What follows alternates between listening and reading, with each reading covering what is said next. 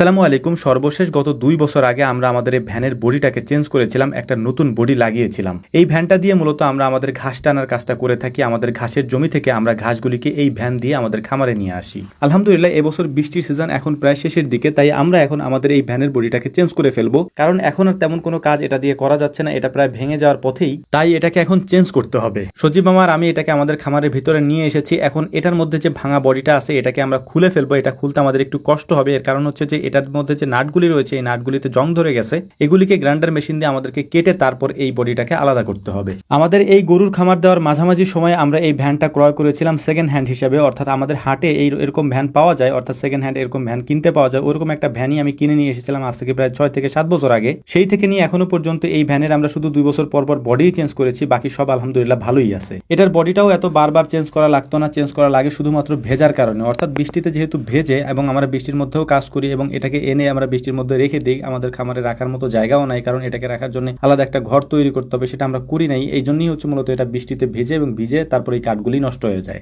তো আমরা আমাদের ভ্যানের যে কাঠের বডিটা ছিল সেটাকে খুলে নিয়েছি, অর্থাৎ ভাঙাচোরা যে বডিটা ছিল সেটা খুলে নিয়েছি। এরপর আমাদের গ্রাইন্ডার মেশিন দিয়ে আমরা আমাদের ঘাস কাটার মেশিনের যে ব্লেডগুলি থাকে ওই ব্লেডগুলিকে আমরা ধার দিয়ে নিচ্ছিলাম। আমাদের এখানে 2টা ঘাস কাটার মেশিন রয়েছে। এই 2টা ঘাস কাটার মেশিনে আমাদের টোটাল 6টা হচ্ছে যে ব্লেড আছে। এখন বলতে পারেন যে 2টা মেশিনে তো 4টা ব্লেড লাগে, অর্থাৎ আমাদের যে মেশিন এই মেশিনগুলোতে 2টা করে ব্লেড লাগানো যায়, সেক্ষেত্রে 2টা মেশিনে 4টা ব্লেড লাগে, তো 6টা কেন? 2টা এক্সট্রা ব্লেড আমরা সবসময় ধার দিয়ে রেখে দিই। যখন আমাদের কোনো মেশিনের ব্লেডের ধার থাকে না তখন ওই 2টা ব্লেড আমরা লাগিয়ে দিই। তো যাই হোক, আলহামদুলিল্লাহ আমরা বাজারে নিয়ে এসেছি আমাদের ভ্যানটাকে, অর্থাৎ যে ভ্যানের বডিটা আমরা লাগাবো ওই ভ্যানগুলোকে আমরা নিয়ে এসেছি, সাথে আমাদের ট্রলিটাও নিয়ে এসেছি। এখন আমাদেরকে ভ্যানের যে বডিটা আছে সেই বডিটা কিনে নিয়ে আসতে হবে। এটা রেডিমেড কিনতে পাওয়া যায়, তাই আমরা যে দোকানে কিনতে পাওয়া যায় সেই দোকানে চলে এসেছি এবং বেছে সুন্দর করে একটা বডি আমরা এখান থেকে নিয়ে নিয়েছি। ভ্যানের এবারকার বডিটা আমরা বড় নিয়েছি, অর্থাৎ আমাদের এই ভ্যানের বয়সে এত বড় বডি আমরা আগে বড় কখনো লাগাই নেই, এবার একটু বড় লাগিয়েছি। মানে সজীব মামা বললো যে এর পাশাপাশি আমরা মানে বিশেষ করে ঘাস কাটার পাশাপাশি আমরা অন্যান্য জিনিসপত্র যেহেতু এটাতে আমরা বহন করি, তাই বডিটা একটু বড় হলে ওইগুলা বহন করতে আমাদের একটু সুবিধা হবে। তো দেখতেই পাচ্ছেন আলহামদুলিল্লাহ বডিটা আমরা লাগিয়ে নিয়েছি। এই বডিটা লাগানোর জন্য অনেকগুলি নাট এবং আনুষঙ্গিক অনেক কিছু আমাদেরকে নিতে হয়েছে। তো ফাইনালি এটা লাগানো হয়ে গিয়েছে। এখন আমাদের ট্রলিটার বিষয়টা আপনাদেরকে বলি।